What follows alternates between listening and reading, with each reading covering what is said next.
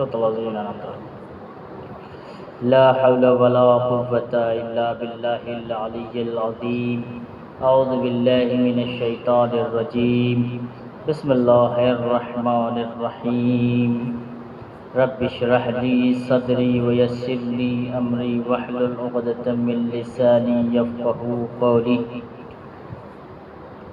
الحمد لله الذي هدانا لهذا وما كنا لنهتدي لولا أن هدانا الله لقد جاءت رسل ربنا بالحق مولانا مولى الثقلين جد الحسن والحسين أبي القاسم محمد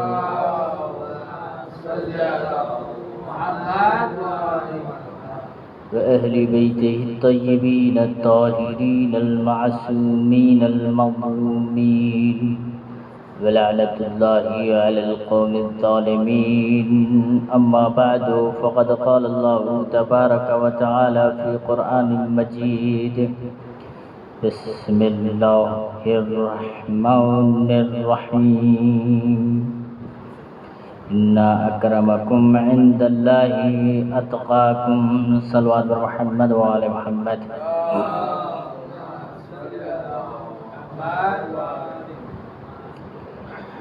عزیزان گرامی، ایک محرم سے لے کر کے آج شب 10 صفر المظفر ہے۔ پروردگار عالم سے دعا ہے کہ جتنی بھی ہم نے ان ایام میں عزاداری کی، ماتمداری کی، فرش عزا بچھائی، پروردگار عالم ان کو قبول فرما۔ پروردگار عالم سے دعا ہے کہ ہمیں اسی طریقے سے آئندہ سال بھی جوش کے ذریعے سے، محبت کے ذریعے سے سلسلہ باقی رکھ اور ہمارے بچوں میں جوش و ولولہ باقی رکھ، تاکہ آنے والی نسلوں میں اسی طریقے سے عزاداری ہوتی رہے۔ عزیزان گرامی، اللہ تعالیٰ قرآن مجید میں ارشاد فرما رہا ہے کہ تم میں سب سے صاحب عزت، صاحب شرف وہ ہے کہ جو تقوی اختیار کرے۔ میں نے پچھلی مجلس میں اسی موضوع کے عنوان سے گفتگو کی تھی، اسی کو آگے بڑھاتے ہوئے اپنے موضوع کو اختتام تک پہنچاؤں گا۔ اللہ تعالیٰ کیا کہہ رہا ہے کہ تم میں سب سے عزت والا انسان وہ ہے کہ جو تقوی اختیار کرے۔ تھوڑی سی مختصراً وضاحت کہ تقوی کے معنی اللہ سے ڈرنا، اور ایک چیز کے حفاظتی تدابیریں کو جو ہے محفوظ کرنا، جو اللہ کی تدابیریں ہیں ان کو محفوظ کرنا۔ مثلاً آنکھ ہے، کان ہے، جتنے بھی پیر ہیں، اعضاء ہیں، جتنی بھی اللہ کی آپ کے پاس نعمتیں ہیں، ان کی تحفظ کرنا کیا ہے؟ تقوی کا نام ہے۔ جو بھی چیزیں ہیں ان کی حفاظت کی ذمہ داری اٹھانا تقوی کا نام ہے۔ تو اب عزیزان گرامی، اسی کو آگے بڑھاتے ہوئے کہ آیہ دیکھیے کہ تقوی کا معیار کیا ہوتا ہے۔ جب انسان کے اندر تقوی آ جاتا ہے تو وہ کس بلندی تک پہنچ جاتا ہے۔ جب بھی کسی گڈھے میں گرنا ہوتا ہے تو پروردگار عالم اس کو کس طرح سے گڈھے میں گرنے سے بچا لیتا ہے۔ جب انسان دلدل میں پھنسنے لگتا ہے تو پروردگار عالم تقوی کے ذریعے سے دلدل سے کس طرح نکالتا ہے۔ تو آئیے عزیزان گرامی، ایک واقعے کے ذریعے سے تقوی کو سمجھتے ہیں۔ ایک بہت بڑے متقی پرہیزگار تھے ابن سیرین، جن کا تاریخ میں بہت بڑا نام ہے۔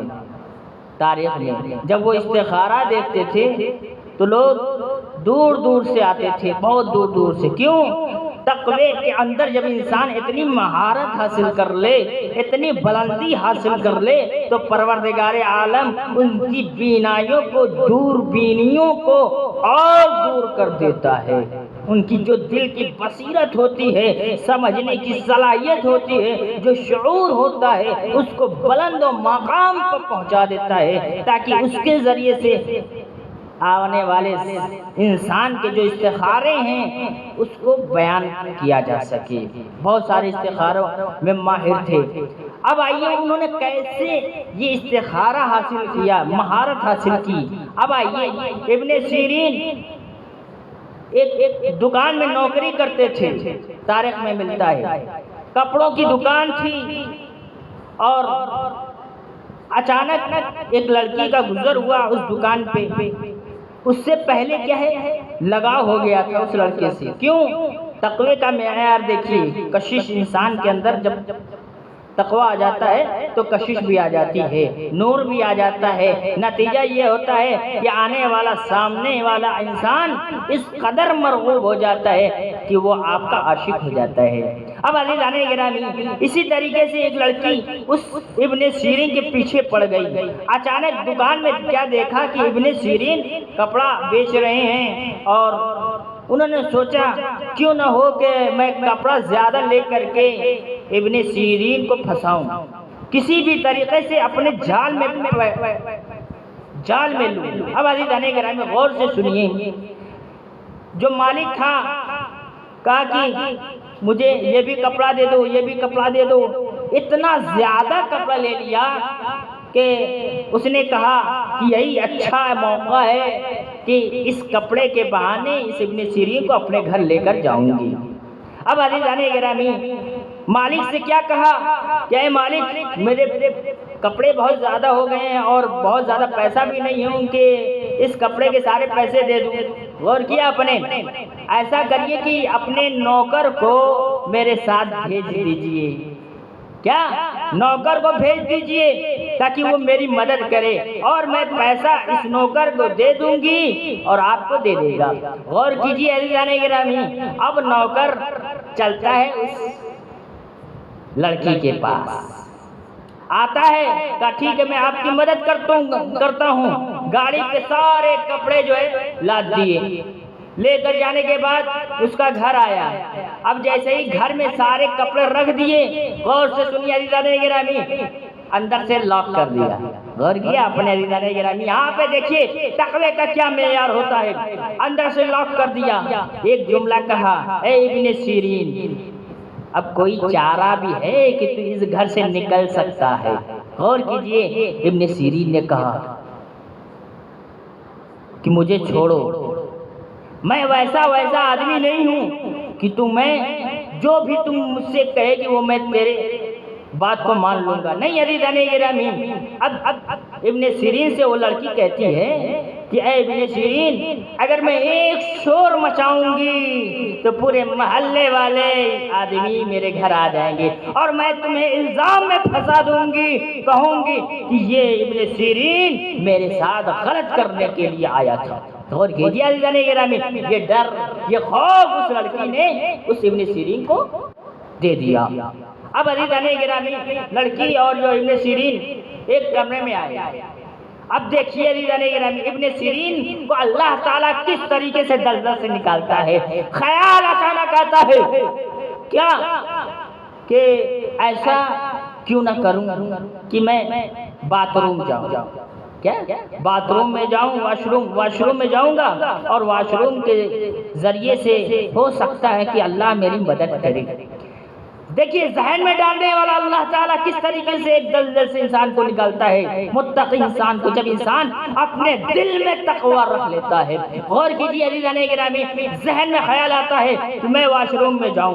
اب اچانک کہتا ہے لڑکی ٹھیک ہے میں ویسا آدمی ہوں جیسا آپ تم سمجھتی ہو، جو کچھ تیرا ارادہ ہے وہ تیرا ارادہ پورا کرنے کے لیے میں تیار ہوں. مجھے بس ایک موقع دو کہ میں واش روم پہلے ہو لوں، اس کے بعد جو کچھ بھی ہونا رہے گا ہم کریں گے. اب عزیزان گرامی جیسے ہی واش روم میں گیا، پہلے زمانے میں جو ٹوائلٹ ہوتے تھے، واش روم ہوتے تھے، وہ آج کے زمانے کے نہیں ہوتے تھے، بالکل بڑے سے روم کی طرح ہوتے تھے، گندگیاں پڑی ہوئی ہوتی تھی. غور کیجیے عزیزان گرامی، اب واش روم میں جیسے ہی وہ متقی ابن سیرین گیا تو دوسروں کی گندگیاں اپنے چہرے پہ، اپنے بدن پہ مل لیتا ہے، اور ملنے کے بعد واش روم سے باہر نکلتا ہے اور روم میں آتا ہے. اب جیسے ہی اس لڑکی نے دیکھا کہ اے ابن سیرین یہ تم نے کیا کر دیا ہے، جلدی میرے گھر سے باہر نکلو.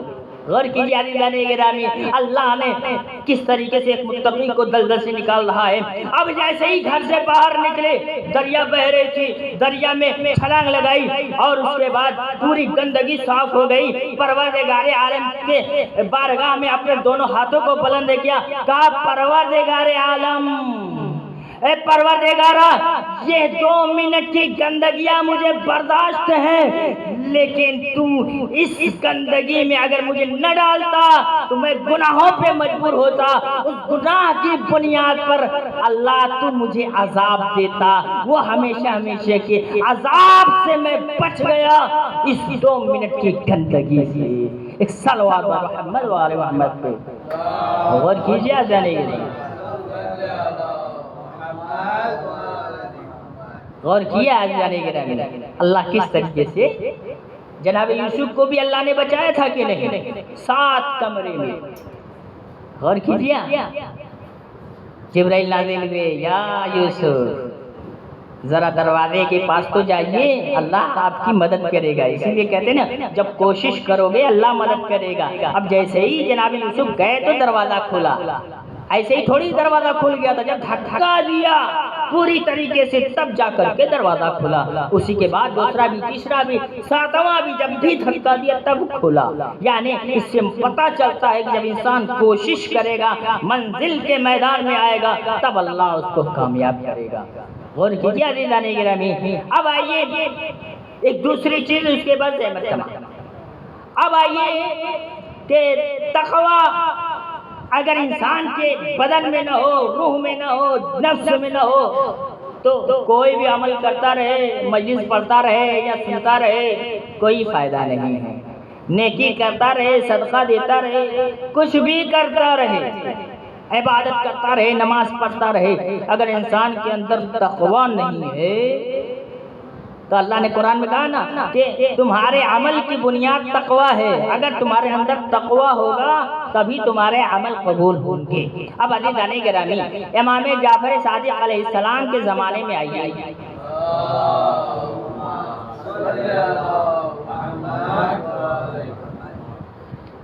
ایک ذاکر تھا، بہت مشہور تھا، بڑی اچھی مجلسیں پڑھتا تھا، لوگ بہت واہ واہ کرتے تھے۔ امام جعفر صادق علیہ السلام نے سنا کہ آیا دیکھتا ہوں کہ یہ بندہ پڑھتا کیا ہے۔ اب اس کی مجلس میں آئے، سننے لگے۔ اب جیسے ہی سنا، واہ کیا ماشاءاللہ مجلس پڑھ رہا ہے، کیا آیت قرآن پڑھ رہا ہے، لوگ جشن منا رہے، واہ کیا مولانا، کیا ذاکر، کیا خطابت۔ تو اب امام نے نظر کی کہ آیت دیکھتا ہوں کہ کرتا کیا ہے۔ لوگوں کے درمیان بڑا مشہور تھا کہ یہ مولانا، یہ عالم، یہ ذاکر لوگوں کی بڑی مدد کرتا بھی ہے۔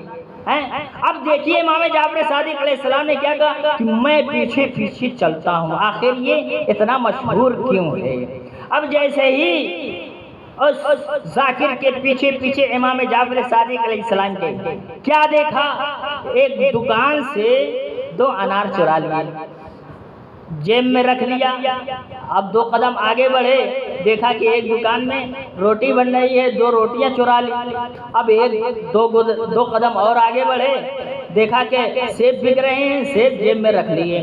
اب عزیزان گرامی، امام جعفر صادق علیہ السلام زیادہ ماجرا دیکھ رہے ہیں کہ یہ عالم دین کر کیا رہا ہے، بغیر پیسہ دیے ہوئے یہ مال لے رہا ہے۔ اب آئیے چوتھی مقام پر فقیر بیٹھے ہوئے تھے، 2 انار اس کو دیتا ہے، 2 سیب اس کو دیتا ہے، 2 نان اس کو دیتا ہے۔ اب عزیزان گرامی، امام جعفر صادق علیہ السلام کو رہا نہ گیا۔ امام نے کہا کہ اے ذاکر خطیب، یہ کیا کر رہے ہو؟ کہا کہ تم دیکھ نہیں رہے ہو میں کیا کر رہا ہوں؟ میں فقیروں کو انار دے رہا ہوں، روٹیاں دے رہا ہوں، سیب دے رہا ہوں، مدد کر رہا ہوں۔ اچھا، کیا اس طریقے سے مدد کی جاتی ہے؟ اے عزیزان گرامی غور کیجیے امام کا جملہ، کیا اس طریقے سے مدد کی جاتی ہے؟ کہا تم نے نہیں سنا کہ اللہ نے قرآن میں ارشاد فرمایا ہے کہ ایک نیکی کے بدلے میں اللہ تعالیٰ 10 نیکیاں لکھتا ہے۔ غور کیجیے، میں نے 3 نیکی کی، 3 نیکی کو جب گڑا کریں گے 3 سے تو کتنا ہوگا؟ 30۔ 30 ہوگا کہ نہیں ہوگا؟ اور اللہ قرآن مجید میں ارشاد ہوا کہ اگر انسان ایک گناہ کرتا ہے تو ایک ہی گناہ لکھا جاتا ہے، تو میں نے 3 نیکیاں کر کے 30 نیکیاں کمائی، اور 3 گناہ کر کے میں نے 3 گناہ لکھے، اور میری جو باقی 27 نیکیاں ہیں وہ تو بچ گئی۔ غور کیجئے۔ اب عزیزان گرامی، اب اس کے بعد پوچھتا ہے کہ آپ کون ہیں؟ کہا کہ میں وقت کا امام ہوں، کیا پہچانتے نہیں ہو؟ کہا اچھا آپ وقت کے امام ہیں۔ دیکھیے عزیزان گرامی، جب انسان کے اندر علم آ جائے تو تقویٰ ہونا ضروری ہے، کیونکہ علم کس حد تک آپ کو لے کر جاتا ہے۔ آپ دیکھیے کہ اچھا آپ کو نہیں پتا ہے کہ اللہ تعالیٰ نے کس طریقے سے قرآن میں ارشاد فرمایا کہ ایک نیکی کے بدلے میں 10 نیکیاں، ایک گناہ کے بدلے میں 3 گناہ۔ میں نے 27 نیکیاں کمائے ہیں، 3 گناہ لکھے ہیں۔ بتائیے اس میں زیادہ کون ہے؟ نیکیاں زیادہ ہے یا گناہ زیادہ ہیں؟ تو اب عزیزان گرامی، امام جعفر صادق علیہ السلام کا بے ساختہ کلام سنیے، کہا کہ اے خطیب کیا تو نے قرآن صحیح سے نہیں پڑھا ہے؟ غور کیجیے عزیزان گرامی۔ اور اس کے آگے بھی جو دیکھو اللہ نے فرمایا ہے کہ اگر انسان کوئی نیکی کرتا ہے تو بغیر تقوی کے ذریعے اگر نیکی کرتا ہے تو اللہ تعالیٰ اس نیکی کو قبول نہیں کرتا ہے۔ تو اے ذاکر، اے خطیب، تو نے 3 گناہ کیے، 3 گناہ کی بنیاد پر تو یہ سمجھتا ہے کہ میں نے 27 نیکی کی؟ نہیں، گناہ کی بنیاد پر تو تقوی سے خارج ہو گیا ہے۔ اس بنیاد پر تیری نیکیاں کبھی قبول نہیں ہو سکتی۔ ایک صلوات بر محمد و آل محمد پہ غور کیجیے عزیزان غور کیجیے عزیزان گرامی، تقویٰ میں آیا۔ بس عزیزان گرامی 20 منٹ کے قریب ہو رہی۔ تقویٰ کتنا معیار رکھتا ہے انسان کے اندر؟ جب تقویٰ آ جائے تو اس کے اعمال بھی قبول ہو جاتے ہیں، نماز بھی ہے، روزہ بھی ہے، حج بھی، زکوٰۃ، ساری چیز یعنی ساری بنیاد تقوی کے اوپر ہے۔ جب آپ قیامت کے دن کھڑے ہوں گے، بہت سارے لوگوں کے اعمال جب ان کے داہنے ہاتھ میں دیا جائے گا، بائیں ہاتھ میں دیا جائے گا، اور بہت سارے ایسے لوگ ہوں گے جن کے صرف اور صرف اعمال بائیں ہاتھ میں دیا جائے گا، حالانکہ نماز بھی پڑھ رہے تھے، روزہ بھی، حج، جتنے بھی ساری چیزیں، عبادت بھی، سب کچھ بھی انجام دے رہے تھے، لیکن بائیں ہاتھ میں کیوں؟ کہا کہ تقویٰ نہیں تھا، اللہ سے ڈر نہیں تھا، خوف نہیں تھا، لوگوں کے لیے دکھاوے کے لیے نماز پڑھ رہا تھا، لوگوں کو دکھاوے کے لیے روزہ رکھ رہا تھا، لوگوں کے درمیان حاجی کہلانے کے لیے اس نے حج کیا تھا۔ تو عزیزان گرامی، سارا کا سارا اعمال کا دار و مدار تقوی پہ ہے۔ صلوات پر محمد و آل محمد پہ۔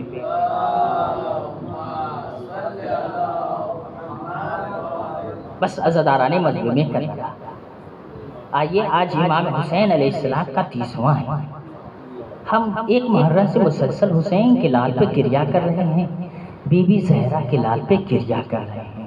کیوں؟ کیونکہ حسین کے اوپر اتنی مصیبتیں نازل ہوئی ہیں کہ قیامت تک اس مصیبت کو بھلایا نہیں جا سکتا۔ ہائے وہ اکبر کا سینہ، کیسے امام نے اکبر کے سینے سے نیزہ نکالا، ہائے وہ اصغر کے گلے پہ لگا ہوا تیر امام نے کیسے نکالا، ہائے وہ قاسم کے لاشے کو پامال جب امام نے دیکھا تو کیسے برداشت کیا، ہائے عباس کے جب بازو کٹے تو امام نے کس دل سے امام عباس کو دیکھا، کیسے امام کی خیرت گوارا کی کہ حسین کے لال زمین کربلا پہ تڑپ رہے ہیں اور حسین یک تنہا۔ ہائے عزاداران مظلوم کربلا، جب تاریخ نے لکھا ہے کہ جب حسین شہید کر دیے گئے، اکبر شہید کر دیے گئے، عباس شہید کر دیے گئے، تو اس کے بعد کیا ہوا؟ جب شب 11 محرم آتی ہے تو خیموں میں آگ لگا دی جاتی ہے، عزاداروں خیموں کو لوٹ لیا جاتا ہے، عزاداروں حسین کے لال کو لوٹ لیا جاتا ہے۔ عزاداران مظلوم کربلا، ایک شخص کعبے سے لپٹ کر کے رو رہا تھا، بین کر رہا تھا پروردگار عالم میرے گناہ کو معاف کر دے۔ ایک شخص نے پوچھا اے شخص تو اتنا گریہ کیوں کر رہا ہے؟ تو کعبے کی غلاف سے لپٹ کر کیوں گریہ کر رہا ہے؟ تیرا گناہ کتنا بڑا ہے کہ تو کعبے کے لپٹ کر کے گریہ وہ بین کر رہا ہے؟ ارے کہتا ہے کہ اے شخص میں تمہیں کیسے بتاؤں کہ میرا گناہ کتنا بڑا ہے؟ اے شخص اگر تو جاننا چاہتا ہے تو سن لے کہ میں یزید کے لشکر کا سپاہی تھا۔